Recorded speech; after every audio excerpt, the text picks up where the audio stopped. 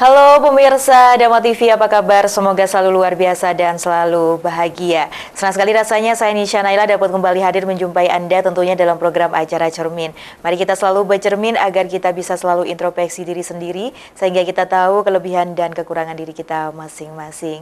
Pemirsa Dama TV, di kesempatan yang berbahagia kali ini Cermin membahas tema yaitu manfaat konsultasi psikologi untuk kesehatan mental anak. Karena program acara Cermin ini juga tayang melalui kanal YouTube Dama Televisi. Silakan apabila Anda ingin bertanya atau ingin berkonsultasi boleh melalui kolom komentar yang ada di YouTube Dama Televisi. Dan jangan lupa untuk like, komen, dan subscribe YouTube Dama Televisi.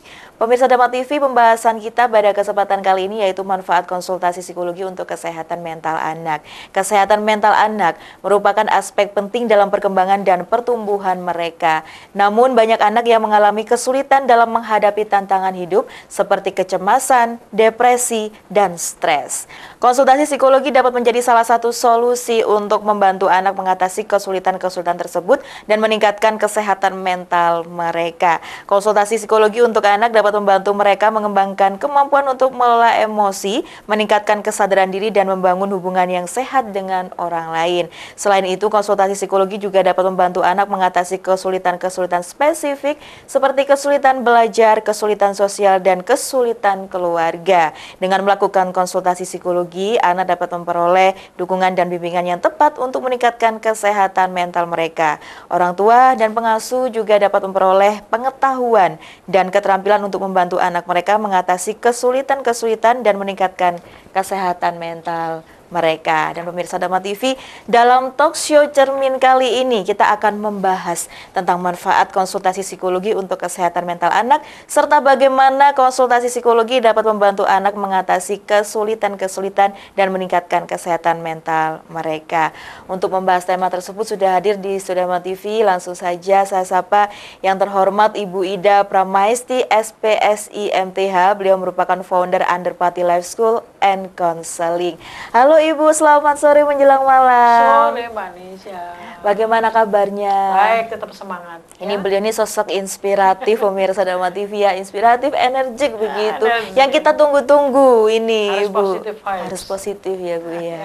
Oke Ibu, sesuai dengan tema kita pada kesempatan kali ini mempersiapkan ya Bu ya, bagaimana manfaat psikologi untuk kesehatan mental anak. Jadi konsultasi ya. Jadi kita mempersiapkan kesehatan mental anak ini melalui konsultasi seperti itu ya. Tadi saya juga sudah panjang lebar untuk menjelaskan hal tersebut Ibu Ida. Ya. Tapi saya ingin detail ya bertanya kepada Ibu, apa Bu manfaat konsultasi psikologi ini untuk kesehatan mental anak? Bisa dijelaskan terlebih dahulu mungkin Ibu? Kita sudah semakin terbuka dengan ilmu pengetahuan ya. Iya. Lalu kemudian sekarang kita arahkan ke Pak Prabowo sudah mengarahkan Presiden kita nih bahwa tahun 2045 kita akan menjadi negara maju. Nah, maka salah satu yang harus kita miliki adalah pengetahuan yang baik. Kita harus semakin lebih berilmu seperti itu. Dan dunia yang tidak bisa dipisahkan adalah kita mulai akrab dengan namanya konsultasi.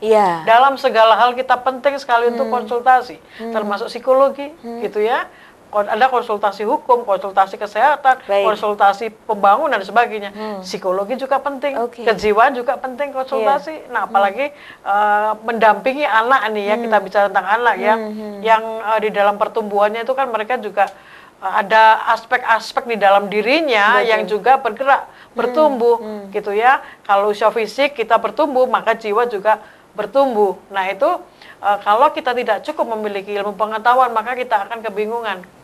Jangan sampai ada usia fisiknya sudah oke, kemudian bertumbuh, sementara dalamnya nggak ada pertumbuhan karena tidak mengerti. Nah, penting sekali untuk seperti itu untuk konsultasi sama orang yang expert atau profesional di bidangnya. Jadi dewasa, baik anak-anak, dewasa, remaja, semuanya tentunya butuh konsultasi ya Ibu Ida. Kalau kita pengetahuan mungkin dapat ya, tetapi kalau dengan adanya konsultasi itu kita akan lebih matang, lebih bagus lagi lah. Contohnya ketika kita membangun rumah nih ya, kan selama ini terus terang kita hanya tidak pernah konsultasi, hanya melihat gambar gitu ya, atau melihat rumah kemudian dijadiin contoh. Itu beda dengan orang yang ada konsultannya, pasti akan lebih dalam lagi.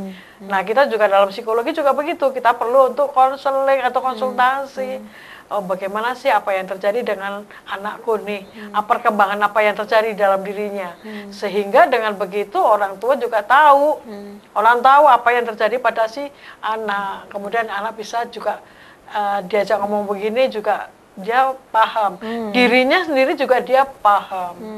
Gitu, gitu ya Bu ya. Jadi manfaat dari psikologi gitu ya, manfaat dari konsultasi psikologi.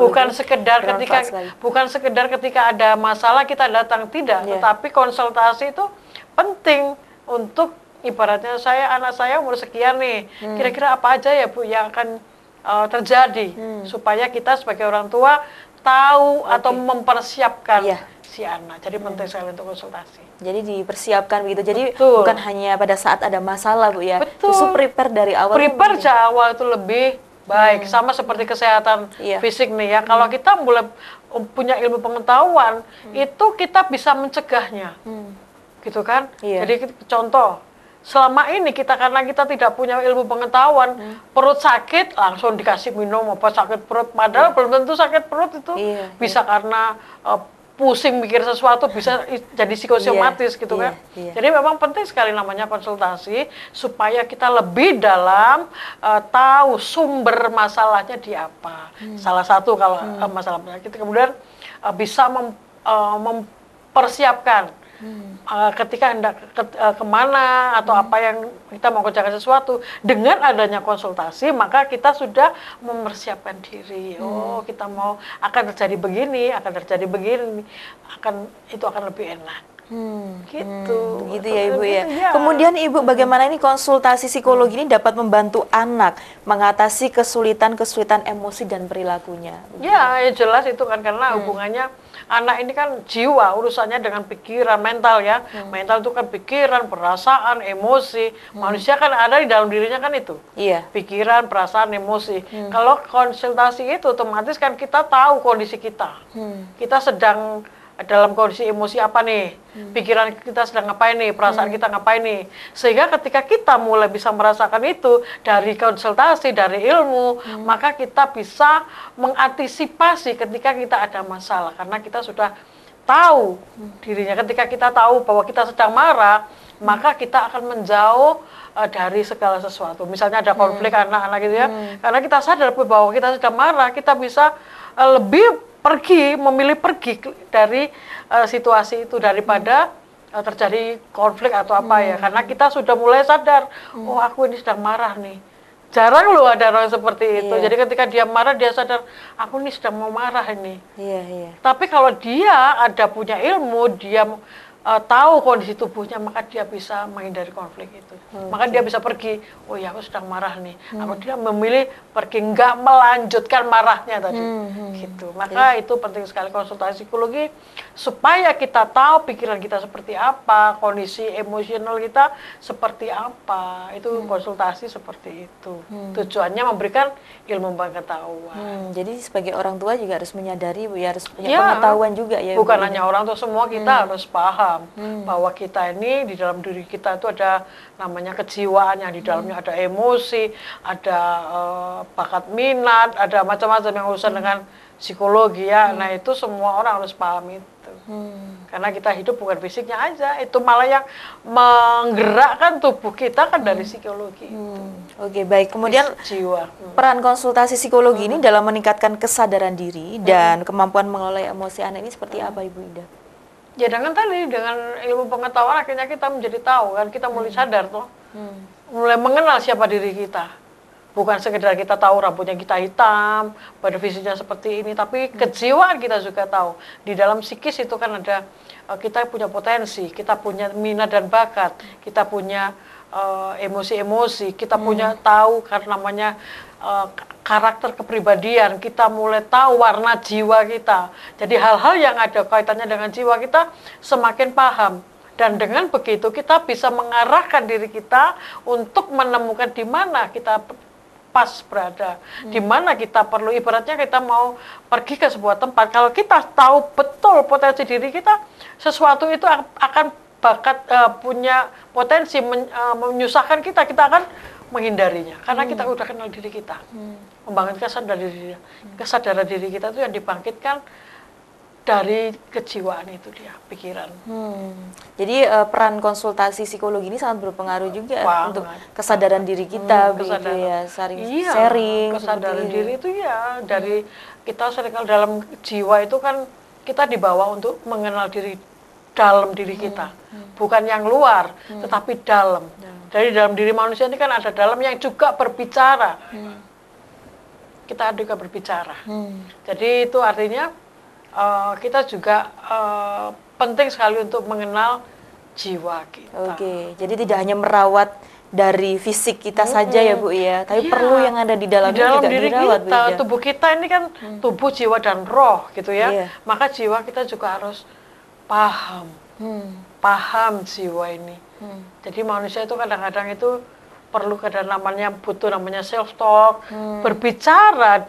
Diri ini juga didapatkan dalam kan berkomunikasi, maka kita juga akan itu diri kita. Jadi kita berbicara dengan diri kita. Jadi bukan hanya berbicara itu tidak dengan hanya orang di luar kita, dengan diri kita pun kita juga berbicara. Baik Ibu, terima kasih. Kita lanjutkan lagi setelah yang satu ini. Pemirsa jangan kemana-mana, tetap dalam program Acara Cermin.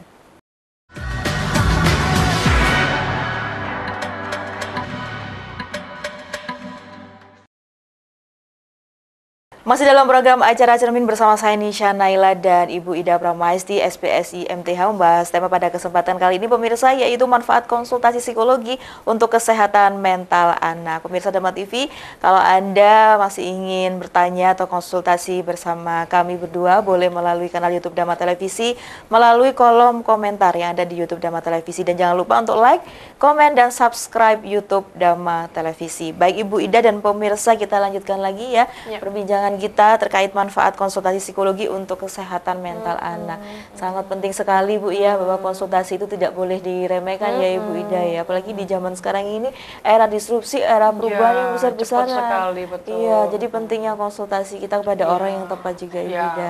Iya, baik. Kemudian pertanyaan saya selanjutnya ini Bu Ida, bagaimana konsultasi psikologi ini dapat membantu anak mengatasi kesulitan belajar dan meningkatkan prestasi akademik Ibu Ida? Ya, psikologi itu identik dengan namanya mental nih. 85% tubuh manusia itu yang menggerakkan itu psikisnya. Baik.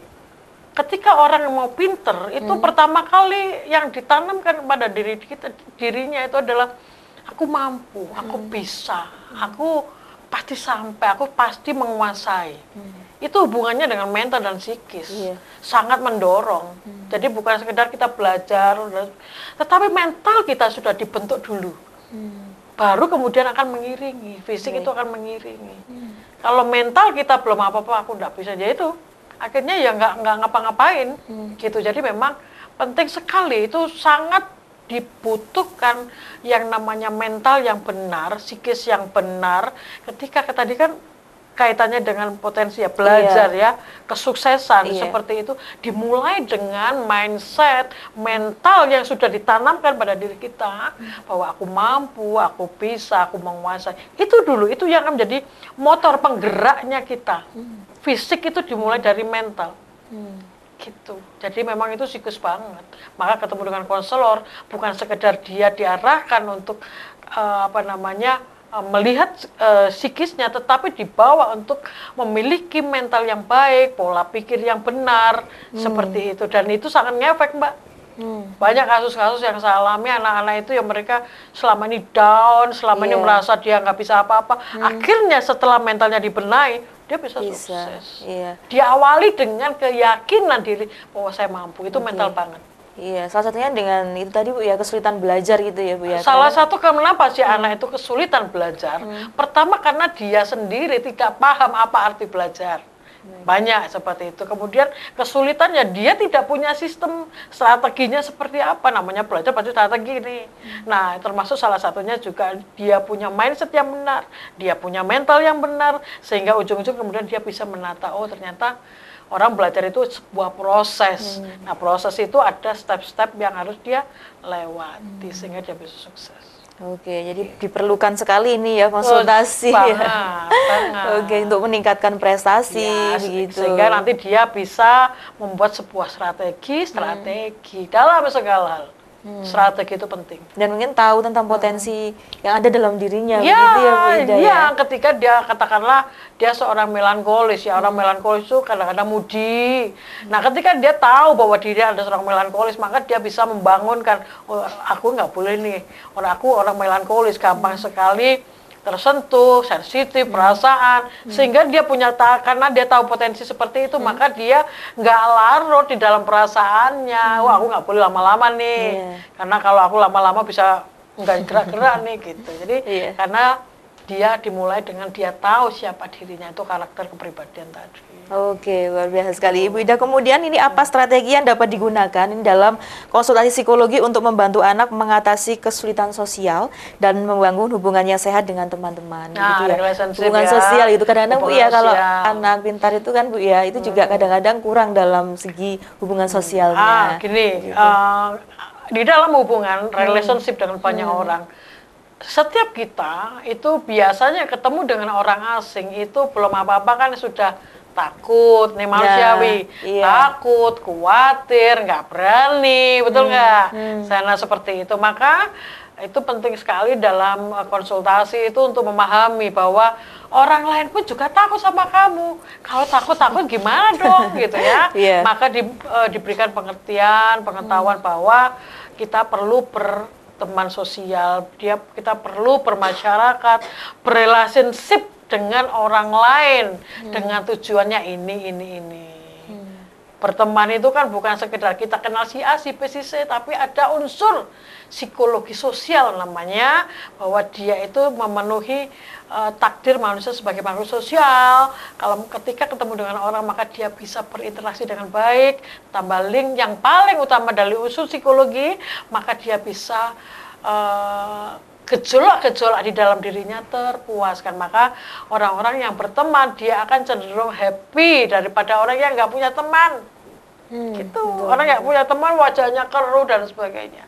Kalau orangnya teman banyak, biasanya langsung ya sumringah karena dia berteman. Hanya memang kan perlu ditata ya, pertemanannya kan nggak sembarang orang kita punya bertemu semua, tapi harus ada pilah-pilah seperti itu. Tetapi unsur di dalam psikososial, jadi ya bermasyarakat, relation itu sangat penting, tapi penting sekali tujuannya apa itu harus paham. Begitu. Kalau paham enak menjalaninya. Oh ya, kadang-kadang seseorang itu kan memiliki kecerdasan IQ-nya tinggi Bu ya, tapi kalau untuk hubungan sosialnya ini kurang sekali gitu. IQ dan EQ. Nah itu bagaimana mengatasinya Ibu Ida? Yang jelas kebutuhannya dua-duanya kan ada ya. IQ dibutuhkan, EQ ada di dalam diri kita. IQ, EQ dan SQ harus semua di dalam diri kita. Memang ada anak-anak tertentu yang memang dia tidak terlalu bergaul dengan banyak orang. Ada yang seperti itu ya, memang. Tetapi bukan kemudian dia nggak butuh orang, maka dia juga harus mendorong dirinya untuk bergaul, berteman dengan orang. Nggak boleh, tetap harus dia tahu bahwa dia kodratnya adalah makhluk sosial.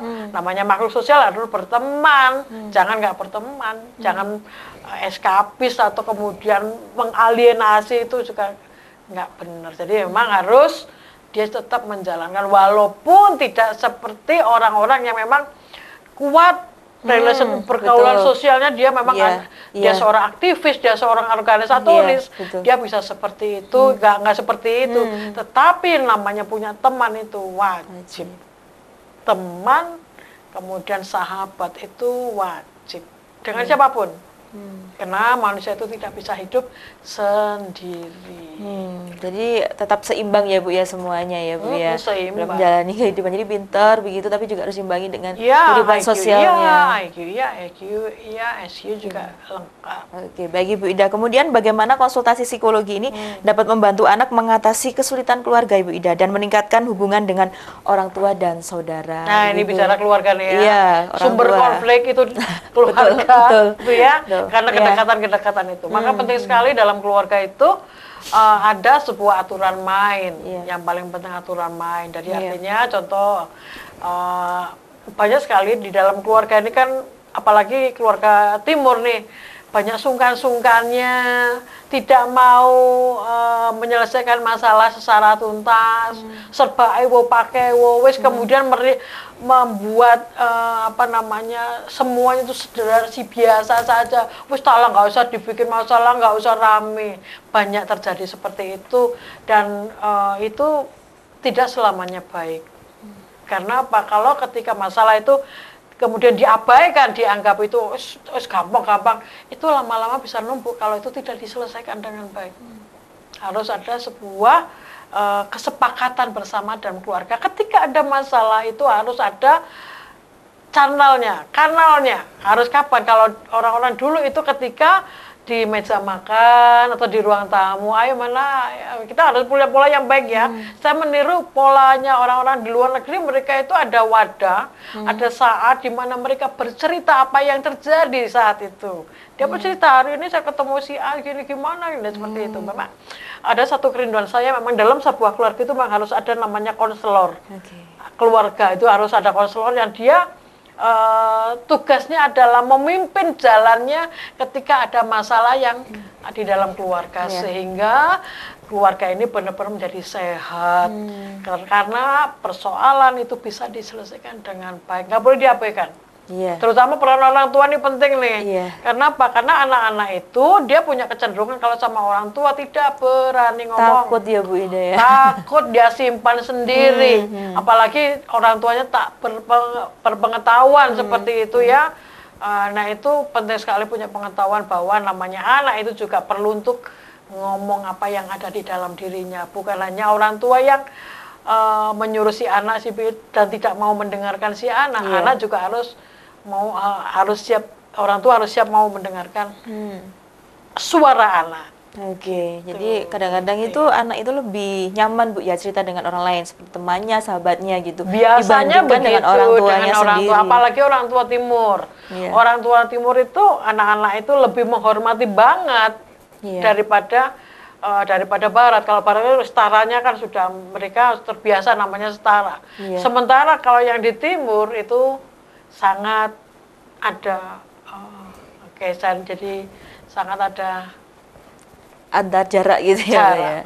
Baik Ibu Ida, kita lanjutkan lagi setelah yang satu ini. Pemirsa jangan kemana-mana, tetap dalam program Acara Cermin.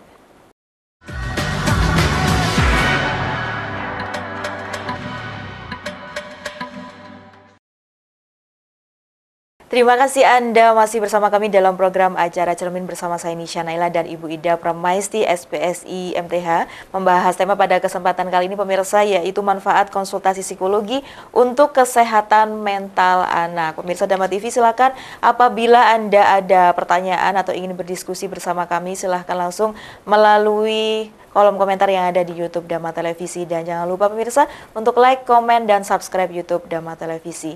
Baik, kita lanjutkan lagi Bu ya, ini menarik sekali apalagi ini berhubungan dengan anak. Semoga pemirsa Dama TV khususnya orang tua ini dapat bisa mendampingi anak sehingga anak itu bisa sharing lebih terbuka gitu ya, dibandingkan terbuka dengan orang lain. Lebih baik kan utamanya orang tua, betul ya Bu Ida? Oke, baik Ibu Ida, pertanyaan saya selanjutnya adalah apa peran orang tua dan pengasuh dalam konsultasi psikologi untuk kesehatan mental anak? Aduh banget ya. Ini pengetahuan yang paling penting buat kita semua. Kita ini orang timur. Orang timur itu otak kanan yang jauh lebih dominan ya. Perasaan, beda dengan orang di barat itu otak kiri yang lebih dominan. Logikanya, kadang-kadang orang yang terkesan raja tega gitu ya. Sebenarnya kita ini main perasaan, apa-apa main perasaan nih gitu ya. Maka yang perlu kita butuhkan untuk lebih penguat itu otak kiri, kita juga harus mulai dikembangkan. Nah itu berbicara pengetahuan, keilmuan, sehingga kita kenal namanya batas-batas gitu ya. Sementara kalau orang barat ini mereka sedang bagaimana mengeluarkan perasaannya. Jadi kita sama-sama punya kebutuhan masing-masing ya. Nah kita sebagai orang tua tadi ya, kesehatan mental anak. Nah itu seperti kalau kita tahu otak kiri kita ini butuh pengetahuan, ilmu, ada isinya, maka dalam segala hal itu kita punya namanya pagar. Kita punya batas.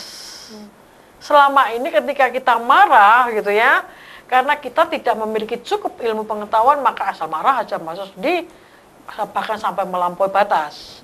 Dan itu not good kan, tidak baik. Jadi itu berbicara otak kiri yang dioptimalkan. Kita dalam segala hal kita harus paham namanya batas. Sama seperti ketika kita saat ini kita ngobrol begini ya, kita dibatasi oleh waktu, betul. Nah itu namanya berbicara apa? Otak kiri, bahwa oh iya saya sedang ada acara seperti begini. Maka kita tidak, kalau orang nggak tahu batas, dia akan ngomong terus tanpa ada kendalinya. Jadi kesehatan mental dengan orang tua, peran orang tua, pengasuh. Nah pengasuh orang tua juga harus tahu namanya batas. Jadi sehingga apa yang dilakukan terhadap anak itu tetap kita ada batasnya, ada ibaratnya kita batas itu biasanya berbicara waktu, batas itu keadaan gitu ya.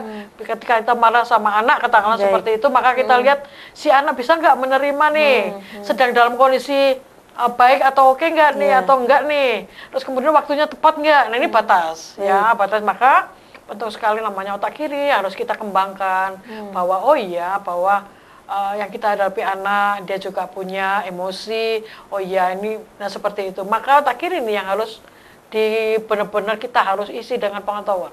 Jadi orang tuanya juga harus memiliki kesehatan mental juga ya Ibu ya. Kadang emosi Bu ya. Saya bertemu dengan banyak kasus ya orang tua membawa kepada saya, ujung-ujungnya saya yang bermasalah. Orang tua. Bukan anaknya tapi orang tuanya. Orang tua. Maka orang tua juga harus berpengetahuan. Oh ya, itu memang yang paling kita harus miliki bagaimana kita bisa mengendalikan perasaan kita. Orang timur karena perasaannya sangat kuat. Jadi ketika ketemu dengan anak yang bermasalah, jangan emosi dulu. Karena kita emosi banget, biasanya begitu. Maka kita harus punya spelling waktu untuk supaya otak kiri mulai bergerak. Oh iya, jadi kebanyakan ketika ada anak yang bermasalah, karena kita timur nih langsung aja tabrak seperti itu. Nah, maka dengan adanya kita mengenali pengetahuan, kita bisa menahan diri dulu, menunggu kita sendiri stabil, emosi kita sudah mulai datar, baik, baru kita melakukan tindakan atau reaksi. Nah ini penting sekali, kontrol diri, karena kita orang timur. Jangan sampai salah langkah ya Bu ya. Rem dulu baru kita bisa. Banyak orang kejadian akhirnya runyam gara-gara dia tidak bisa kontrol emosi. Yang ada termasuk salah satunya kayak misalnya di dalam keluarga sampai terjadi perceraian, ujung-ujungnya terjadi penyesalan karena apa? Dia tidak bisa mengontrol dirinya, emosinya diluapkan gitu. Oke, apalagi imbasnya pada anak. Iya, dalam hal ini ya anak gitu. Oke, baik Ibu Ida, kita lanjutkan lagi bagaimana orang tua dan pengasuh ini dapat mendukung anak mereka dalam proses konsultasi psikologi. Jadi orang tua ini juga berperan penting Bu ya untuk anaknya itu bisa konsultasi begitu. Kalau tidak bisa mungkin Ibu Ida bisa mengarahkan ke orang yang lebih tepat. Ya, jadi seperti pohon tumbuhan. Tumbuhan atau pohon itu kan ketika dia dalam kondisi belum kuat, itu kan ditopang, ada penopang-penopangnya. Maka orang tua menopang, ada pengasuh juga penopang. Ya, penopang ini juga harus memiliki pengetahuan bagaimana si anak sedang bertumbuh ini, yang mendampingi. Jadi karena belum kuat si anak itu, maka tadi butuh penopang itu, penopang. Maka kalau orang tua sibuk, ini bahaya. Nah ini orang tua yang sibuk bekerja ini gitu. Anak ini butuh penopang karena ada saatnya dia nanti akan kuat, nah belum kuat ini yang rawan dia akhirnya mencari penopang di mana-mana. Belum tentu penopang itu benar. Karena pada saat itu ada terjadi pertumbuhan, dia butuh penguat untuk di dalam masa pertumbuhan. Kalau dia ada orang-orang yang dia paham bahwa dia ini sedang bertumbuh, sedang berproses untuk naik, enak. Kalau tidak ada yang menopang, makanya saya banyak ketemu anak-anak nakal lari karena dia nggak ada yang menopang, lari karena dia sedang bertumbuh di dalam dirinya, dia sedang mencari jati dirinya, butuh orang-orang yang menopang dia. Ibu, kita kalau bicara realistis ya, orang tua memang bekerja untuk memenuhi kebutuhan keluarga begitu ya Bu ya. Namun tidak bisa 24 jam untuk mengkontrol anak tersebut. Nah, sebaiknya seperti apa Ibu sebagai orang tua ini kita bisa balance gitu ya antara kehidupan kita di karir tapi juga bagus untuk kesehatan mental anak. Ya, itu banyak kejadian saat ini. Perempuan-perempuan yang nyari finansial buat keluarga. Nah, ini tantangannya saya belum menemukan. Jadi memang penting sekali untuk menemukan solusi ya. Jangan sampai kita mencari ekonomi di luar dengan sampai mengorbankan banyak hal, nanti akan timbul penyesalan. Itu yang harus kita pikirkan itu. Karena namanya anak itu kan butuh ada yang nopang. Iya, tetap mungkin ada komunikasi ya Ibu Ida ya. Ya, komunikasi. Di sela-sela kesibukan. Jadi sebenarnya apa yang saya lakukan itu juga salah satunya adalah membantu ya. Kebetulan saya di keponakan saya, ketika orang tuanya sedang sibuk, saya selalu aktif untuk bagaimana kamu itu salah satu upaya saya untuk menopang mereka supaya tidak bertemu dengan penopang-penopang tapi salah arah. Itu ya, karena mereka sedang bertumbuh, butuh orang yang bisa mendampingi dia bertumbuh. Nah, kalau di sekolah ya mudah-mudahan orang tua pada tahu, guru-gurunya harus komunikasi dengan guru-gurunya gitu ya. Ibu, saya titip anakku. Gitu ya. Jadi harus salah satu yang dilakukan adalah mungkin orang tua sibuk ya. Misalnya di sekolah harus punya satu guru atau siapa yang titip. Jadi ada komunikasi antara orang tua dan sekolah supaya tidak sekedar anak di sekolah kan selesai, bukan begitu, tetapi ada terjadi komunikasi dengan guru yang salah satu fungsinya adalah juga mendidik si anak itu tadi. Komunikasi. Gimana namanya guru kalau nggak ditanya kan diam aja. Maka orang tua harus aktif bertanya gimana sama gitu, harus aktif. Ya supaya membalancing itu tadi kan dia kehabisan waktu untuk bisa ngawasin anaknya kan begitu, harus punya waktu untuk bisa ngobrol dengan penopang-penopang tadi. Luar biasa sekali. Semoga ini bisa menjadi solusi orang tua ya Ibu ya, yang sibuk bekerja tapi tetap dapat mendampingi anak. Betul. Baik, kemudian Ibu Ida, apa pengetahuan dan keterampilan yang dapat diperoleh orang tua dan pengasuh melalui psikologi untuk membantu anak mereka? Ya tadi seperti saya bilang, jadi pengetahuan keterampilan ya dia tahu namanya perkembangan anak. Jadi ilmu psikologi ya. Kalau ilmu-ilmu praktisnya ya rasanya nggak terlalu kalau ya apapun lah, intinya itu kan membawa si anak itu, dia bisa kan sedang berproses ini. Dia anak-anak itu kan pengen tahunya banyak, pengen tahu ini, pengen tahu itu gitu kan. Maka si orang tua dia juga harus siap untuk mendampingi, sabar gitu ya.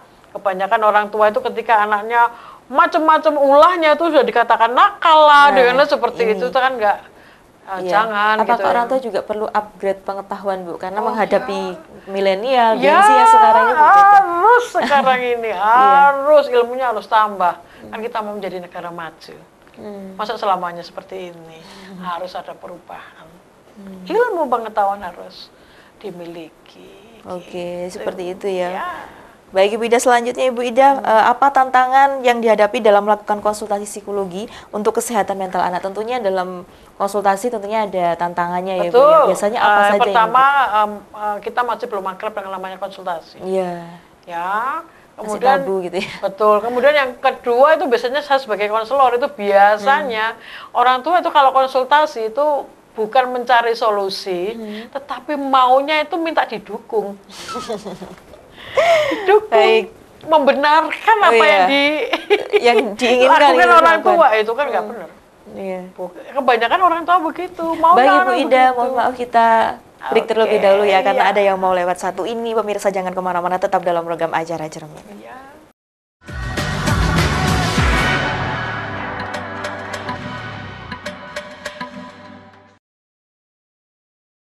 Terima kasih pemirsa Dama TV, masih dalam program Acara Cermin. Kita kembali lagi membahas tema yaitu manfaat konsultasi psikologi untuk kesehatan mental anak. Pemirsa Dama TV, silakan apabila Anda ingin berkonsultasi atau ingin bertanya-tanya seputar tema kita pada kesempatan kali ini, boleh melalui kolom komentar yang ada di YouTube Dama Televisi. Dan masih bersama Ibu Ida Pramumaistri SPSI MTH. Masih semangat Bu ya? Semangat banget hari ini. Ping. Baik Ibu, pertanyaan tadi sebelum break mohon dijawab Bu ya. Apa tantangan yang dihadapi dalam melakukan konsultasi psikologi untuk kesehatan mental anak Ibu? Tadi saya sudah katakan bahwa kita ini belum akrab dengan namanya dunia konseling. dunia konsultasi itu kita harus mulai mengakrabkan itu. Masih tabu gitu ya. Ya, dan yang paling penting kita ini orang yang tertutup, itu pahamkan. Kita ini orang tertutup itu biasanya nggak, dalam segala hal dia simpan sendiri, nggak mau ngomong. Akhirnya ketika ada masalah terpuruk sendiri karena dia nggak mau terbuka. Nah itu penting sekali, maka kita juga perlu ketika konseling ya, konsultasi itu harus siap dengan membuka diri apa adanya. Kebanyakan begitu. Gitu, kebanyakan kita nggak siap konsultasi karena kita terbiasa tertutup. Tertutup itu tadi. Ya, tertutup. Jadi takut itu ya, masih takut-takut gitu. Ya, banyak kejadian terbongkar gitu ya Bu ya. Banyak kejadian. Itu yang saya selalu kalau ketemu sama keponakan saya dan sebagainya, saya selalu pancing-pancing untuk ngomong. Mereka nggak boleh tertutup. Kan bahaya, tiba-tiba nggak pernah ngobrol, tiba-tiba penyakitnya macam-macam. Itu kan juga bahaya. Kita jadi belajar untuk terbuka.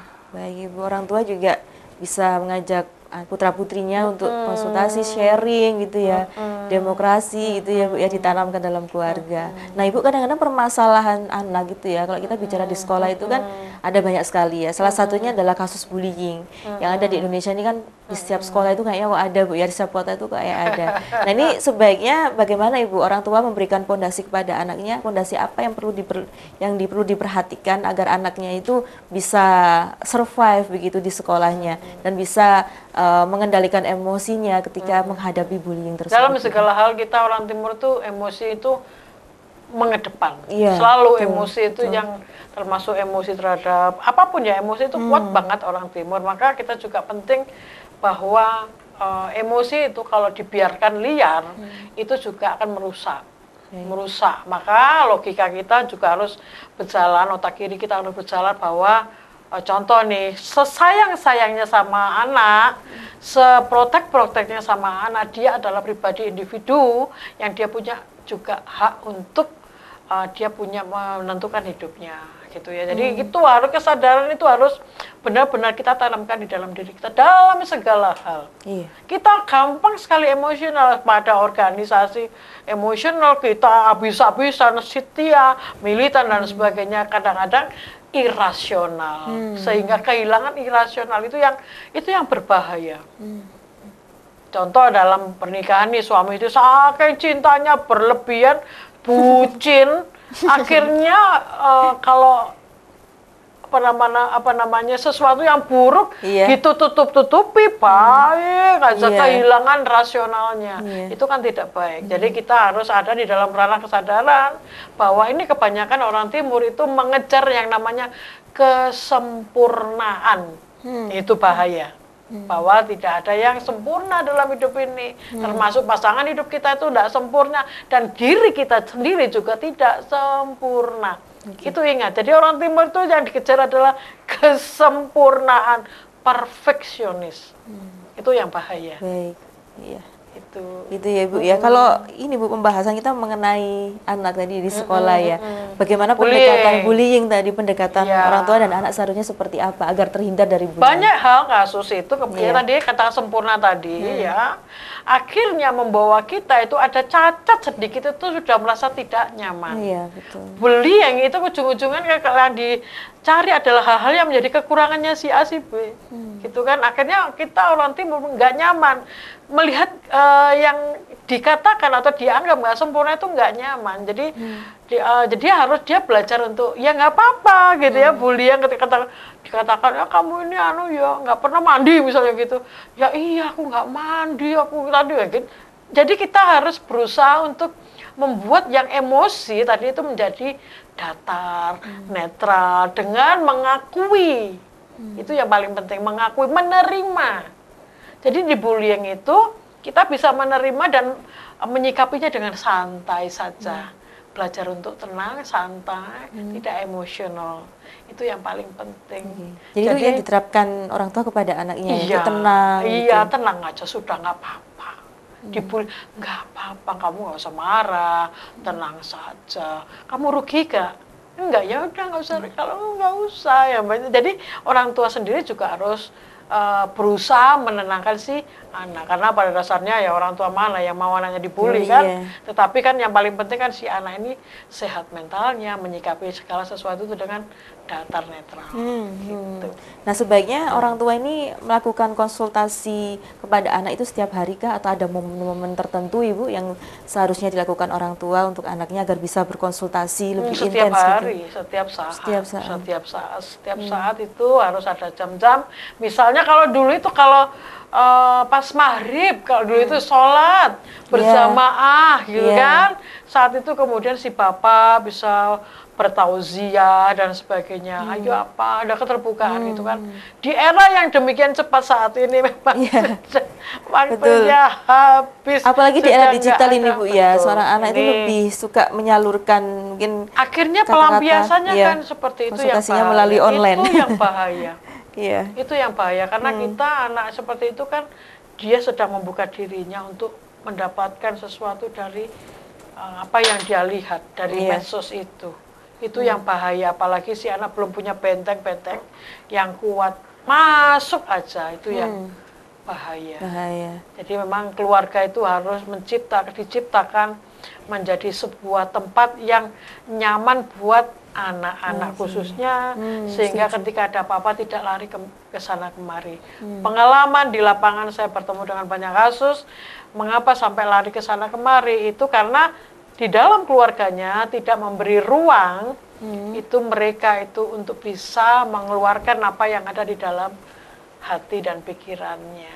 Gitu. Jadi seperti itu ya Bu ya. Jadi orang tua ini harus juga paham anaknya itu seperti apa, keinginannya seperti apa gitu. Jadi sehingga tidak terbawa arus emosi begitu. Kadang ingin bercerita atau keinginannya anak gitu yang tidak sesuai dengan keinginan orang tua, itu berbenturan seperti itu Bu. Jadi intinya kata kunci adalah supaya anak-anak itu sehat, maka keluarga itu harus menjadi sebuah tempat di mana orang itu nyaman. Nyaman bukan bicara tempatnya bagus gitu ya, tetapi juga dia bisa mengeluarkan apa yang ada di dalam dirinya, baik itu secara psikis dan apa-apa. Itu kan ketika dia bentrok di luar kan berkonflik dengan berbagai macam masalah. Nah itu, nah dia di rumah itu dia bisa ada tempat yang membuat ketika dia keluar mencurhat, katakan seperti itu, ada orang yang bisa memahami. Gitu. Jadi orang tua juga bisa menjadi sahabat anak ya Bu Ida ya. Baik Ibu Ida, sebelum kita closing, Ibu Ida bisa memberikan motivasi pencerahan untuk pemirsa Dharma TV terkait tema kita pada kesempatan kali ini. Silakan Ibu Ida. Menuju negara maju, kita harus akrab dengan hal-hal baru. Salah satunya kita harus upgrade diri, kemudian yang kedua terbiasa dengan namanya konsultasi, kita mencari guru yang terbaik supaya ilmu yang kita dapatkan juga ilmu-ilmu yang bermanfaat. Konsultasi itu harus menjadi bagian dari hidup kita sepanjang hidup kita, karena kita namanya hidup pasti ada ketemu dengan hal-hal yang kita tidak paham, maka kita perlu yang namanya konsultasi pada orang yang tepat. Jangan tetangga kiri kanan yang belum tahu masalahnya. Jadi pada orang yang tepat. Walaupun mungkin mengeluarkan biaya, jangan dipikirkan itu. Pikirkanlah keuntungannya ketika kita selesai konsultasi. Baik, luar biasa sekali Bu Ida nih. Semoga bermanfaat untuk pemirsa Dharma TV yang menyaksikan program Acara Cermin, luar biasa sekali. Semoga sebagai orang tua kita bisa sama-sama belajar ya Bu ya. Dan anak pun juga lebih terbuka dengan orang tuanya itu agar masa depannya lebih baik lagi. Terima kasih Ibu Ida Pramaisti atas kesempatan dan waktunya sudah mau berbagi ilmu di program Acara Cermin. Semoga sehat selalu Ibu Ida. Sama-sama sehat ya. Sampai jumpa di lain kesempatan ya Ibu Ida ya. Baik pemirsa Dharma TV, usai sudah kebersamaan kita dalam program Acara Cermin bersama saya Nisha Naila dan Ibu Ida Pramaisti, SPSI MTH, membahas tema pada kesempatan kali ini pemirsa, yaitu manfaat konsultasi psikologi untuk kesehatan mental anak. Semoga bermanfaat untuk Anda. Akhir kata, saya Nisha Naila beserta kru yang bertugas mengucapkan terima kasih atas kebersamaan Anda. Dharma TV selalu damai di hati. Selamat malam, sampai jumpa.